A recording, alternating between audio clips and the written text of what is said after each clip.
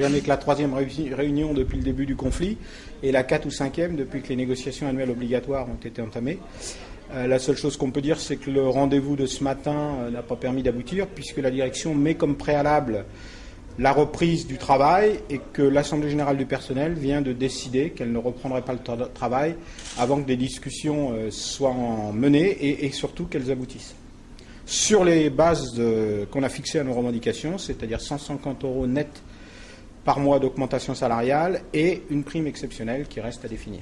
On vient de faire savoir à la direction quelle était la position des grévistes, c'est-à-dire de ne pas reprendre le travail tant que les négociations ne reprennent pas et n'aboutissent pas. Et on attend éventuellement une nouvelle réunion.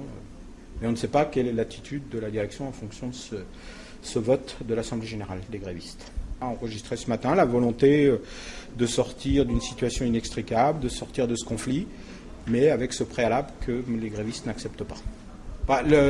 L'état d'esprit, il est à la mobilisation, ça vous l'avez compris, mais je voudrais qu'on comprenne bien que ce n'est pas seulement les journalistes. Dans cette société, on a 150 salariés, il n'y a que la moitié des journalistes. Donc c'est un peu trop facile de dire que c'est un conflit de journalistes. Il y a une partie des personnels commerciaux, publicités, qui sont également en grève.